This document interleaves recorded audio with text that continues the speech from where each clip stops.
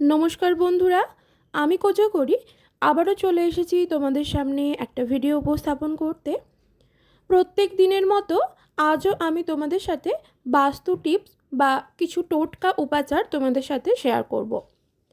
আজ আমি যেটা শেয়ার করব এই মুহূর্তে সেটা হলো তোমাদের বাস্তুদোষ দূর হবে, আর্থিক কষ্ট চিরতরে দূরীভূত হবে, স্বামী স্ত্রীর মধ্যে ভালোবাসা বাড়বে, জীবনে বাধা বিপত্তি অর্থাৎ ব্যাড লাক দূর হবে চিরতরে। তার জন্য স্পেশাল দুটো টোটকা ক্রিয়া দুটো ভাগ করে বলে দেবো। আগামীকাল জ্যৈষ্ঠ মাস চলছে, জ্যৈষ্ঠ মাসের প্রথম শনিবার। বড় মায়ের কৃপা লাভ করে, বড় মায়ের নাম স্মরণ করে আগামীকাল শনিবার দিন সূর্য অস্ত যাবার পর এই টোটকা ক্রিয়াগুলি সম্পন্ন করো, ভীষণভাবে উপকৃত হবে, ফললাভ করবে। আমি নিজেও করেছি, আমি কিন্তু উপকৃত হয়েছি। তো চলো বেশি কথা না বলে দুখানা টোটকা ক্রিয়া ভাগে ভাগে তোমাদের সাথে শেয়ার করি। সবটাই বলবো, তবে চলো তার আগে একটু আমার চ্যানেলের ইন্ট্রোটা দিয়ে ফেলি। বন্ধুরা, আমি ওমের মা চ্যানেলে তোমাদের আবারও সুস্বাগতম। আশা করি সকলে খুব ভালো আছো, সুস্থও আছো, আমিও ভালো আছি। তোমাদের সাথে প্রথমেই আলোচনা করলাম যে তোমাদেরকে আজ দুইখানা টোটকা ক্রিয়া বা বাস্তু টিপ সম্পর্কে আমি জানাবো, যার দ্বারা ভীষণভাবে তোমরা উপকৃত হবে, বাস্তুদোষ দূরীভূত হবে চিরতরে, আর্থিক কষ্টও দূরীভূত হবে, স্বামী স্ত্রীর মধ্যে ভালোবাসা বাড়বে। কী সেই স্পেশাল দুটো টোটকা? তবে শুনে নাও, ভালো করে শুনে নাও, চাইলে লিখে নিতেও পারো। তিনখানা জিনিস বলবো যেটা তোমাদেরকে ভালো করে শুনতে হবে, শুনে নিয়ে সেটি নিজের হাতে রাখতে হবে। প্রথম যেটা, সেটা হলো কালো তিল অল্প পরিমাণে নেবে। ধরো ওই ছোট চামচের 1 চামচ মতো কালো তিল। তিলগুলি যেন গোটা অক্ষত অবস্থায় থাকে। 2 নম্বর হলো একটি কালো গোলমরিচ, সাদা নয় কিন্তু, কালো গোলমরিচ, একটি কালো গোলমরিচ। 3 নম্বর 7টি গোটা অক্ষত লবঙ্গ। গোটা অক্ষত কেন বললাম? ফুলটা যেন লবঙ্গের ভেঙে না যায়, তাই 7টি গোটা অক্ষত লবঙ্গ। তাহলে পরপর কি 3টে জিনিস শুনে নাও। কালো তিল অল্প পরিমাণ, ধরো ওই ছোট চামচের 1 চামচ মতো। 2 নম্বর হলো একটি কালো গোলমরিচ, সাদা গোলমরিচ নয়, কালো গোলমরিচ। 3 নম্বর হলো 7টি গোটা অক্ষত লবঙ্গ, লবঙ্গের ফুল যেন কোনোভাবেই ভেঙে না যায়। তারপর সেটা নিজের হাতে রাখো, রেখে দিয়ে তোমার নিজের নাম আর গোত্র বলো। তোমার বাড়ির দরজার বাইরে বেরিয়ে যে কোনো শিব মন্দিরে সেটি শিবলিঙ্গে অর্পণ করে দিয়ে আসো। সূর্য অস্ত যাবার পর এই ক্রিয়াটি সম্পন্ন করো। বন্ধুরা, প্রদোষকালে সাধারণত শিব পুজো করতে হয়, তাই অবশ্যই আগামীকাল মহা শনিবার, জ্যৈষ্ঠ মাসের প্রথম শনিবার, এই যে তোমাদের 3টে জিনিস বললাম, সেই 3টে জিনিস তোমার ডান হাতের তালুতে রাখো, রেখে তোমার নাম আর গোত্র বলো। তারপর তোমার বাড়ির দরজার বাইরে বেরিয়ে চলে যাও যে কোনো শিব মন্দিরে, দিয়ে সেটি শিবলিঙ্গে সমর্পণ করে দিয়ে আসো। এর থেকে স্বামী স্ত্রীর মধ্যে ভালোবাসা বাড়বে, বাস্তু দোষ দূরীভূত হবে চিরতরে, আর্থিক কষ্টও দূরীভূত হবে। তবে এই যে ক্রিয়াটি বললাম, এটি কিন্তু সকলের চোখের আড়ালে করো।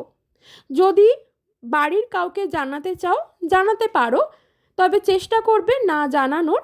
আর 2 নম্বর, তুমি যখন যাবে তখন যেন পেছন থেকে তোমাকে কেউ না ডাকে। বোঝাতে পারলাম? বড় মায়ের নাম স্মরণ করে চলে যাও বাবার কাছে, দিয়ে শিবলিঙ্গে অর্পণ করে দিয়ে আসো। দেখবে স্বামী স্ত্রীর মধ্যে ভালোবাসা বাড়বে, ভুল বোঝাবুঝি দূরীভূত হবে, বাস্তু দোষও দূর হবে, আর্থিক কষ্টও দূর হবে। ক্রিয়াটি করে দেখতে পারো, 7 দিনের মধ্যে হাতে নাতেই রেজাল্ট পেয়ে যাবে। তবে বন্ধুরা, যে কোনো টোটকা ক্রিয়া আমি সর্বদাই বলে থাকি, করতে গেলে অবশ্যই ভগবানের উপর আস্থা আর বিশ্বাসটুকু রাখতে হবে। আর যেই সময় টোটকা ক্রিয়াটি করবে সেই সময় তোমার মনের পজিটিভিটিটাকে কাজ করাতে হবে। অর্থাৎ ওই যে তুমি শিবলিঙ্গের কাছে গেলে শিব মন্দিরে, দিয়ে তুমি শিবলিঙ্গে অর্পণ করলে জিনিসগুলি, সেই সময় তোমার মনের মধ্যে এটাই রাখবে যে তুমি যে ক্রিয়াটি করলে বড় মায়ের দ্বারা এবং বাবার দ্বারা অর্থাৎ শিব বাবার দ্বারা তুমি কিন্তু উপকৃত হয়ে গেছো, ফললাভ করে গেছো। এইভাবে মনের পজিটিভিটিটাকে কাজ করাতে হবে আর ভগবানের ওপর আস্থা বিশ্বাসটুকু রাখতে হবে। দেখবে ভীষণভাবে সাফল্যতা অর্জন করবে। 2 নম্বর যে টোটকা ক্রিয়াটা বলবো সেটা তোমার জীবন থেকে বাধা বিপত্তি দূর করতে, অর্থাৎ তোমার জীবন থেকে ব্যাড লাক দূর করতে। ব্যাড লাক কীভাবে দূর করবে তার জন্য টোটকাটি শুনে নাও ভালো করে, চাইলে লিখে নিতেও পারো, বারবার বলে দিলাম। বন্ধুরা, জীবনে অনেক বড় সাফল্যতা অর্জন করতে পারবে যদি এই টোটকা ক্রিয়াটি তুমি সম্পন্ন করতে পারো। তোমার জীবন থেকে বাধা বিপত্তি দূরীভূত হবে চিরতরে, অর্থাৎ ব্যাড লাক দূর হবে। তার জন্য কি দরকার? আগামীকাল শনিবার দিন এই ক্রিয়াটি করো। একটা গোটা অক্ষত কাগজি লেবু নেবে। কাগজি লেবুটির গায়ে যেন কাটা ফাটা দাগ না থাকে বা পচা না থাকে। লেবুটি সবুজও হতে পারে বা হলুদও হতে পারে, সেটা তোমার চয়েস। কিন্তু বলবো কাগজি লেবুটি অর্থাৎ ওই যে পাতি লেবুটি যেটা আমরা ভাতে নিগড়ে খাই, সেই লেবুটি যেন গোটা অক্ষত অবস্থায় থাকে। বাজার থেকে কিনে নিয়ে আসো সকালে কিংবা দুপুরে। ক্রিয়াটি করতে হবে সূর্য অস্ত যাবার পর। লেবুটিকে নিয়ে 4টি ভাগে ভাগ করবে। আর লাগবে 4টে গোটা অক্ষত লবঙ্গ। তারপর সেই লবঙ্গগুলি ভাগ করা লেবুতে গেঁথে দাও। ওই যে গোটা অক্ষত লেবুটিকে 4 ভাগ করলে সেই 4টি ভাগের এক একটি ভাগে গোটা অক্ষত এক একটি লবঙ্গ গেঁথে দাও। তারপর ওইগুলোকে ভালো করে শুকনো করে নাও। শুকনো লেবুগুলি 21 দিন নিজের কাছে রাখো।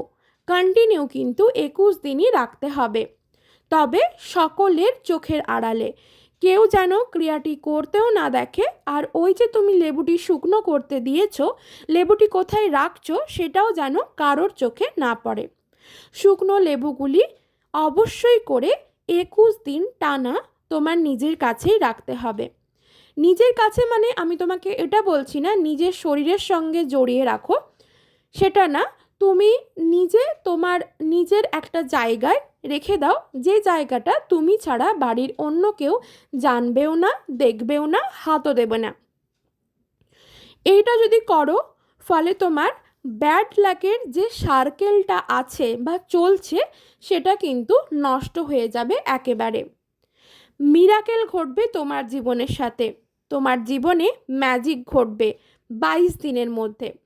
21 দিন কন্টিনিউ বললাম ক্রিয়াটি করতে, তার আগেই তুমি ফললাভ করবে, কিন্তু 22 দিনের মধ্যে এর ফল তুমি ভালোভাবেই পেয়ে যাবে।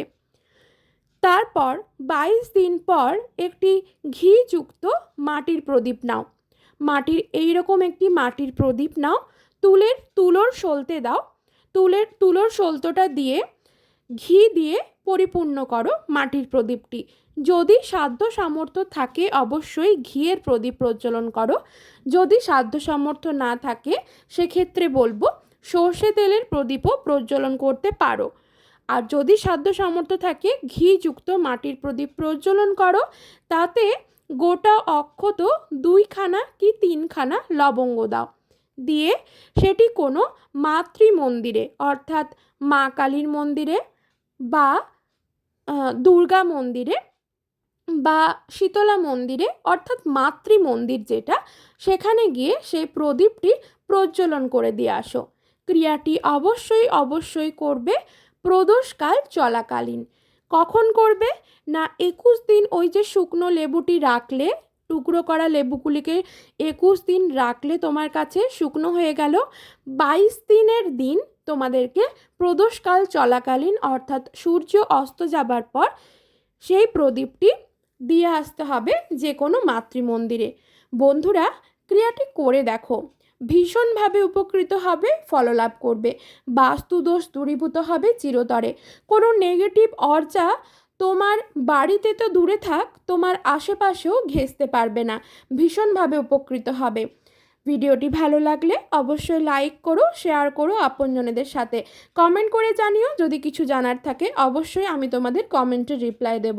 সকলে খুব ভালো থেকো, সুস্থ থেকো, সাবধানে থেকো। চ্যানেলটি সাবস্ক্রাইব করে আমার পাশে থেকো।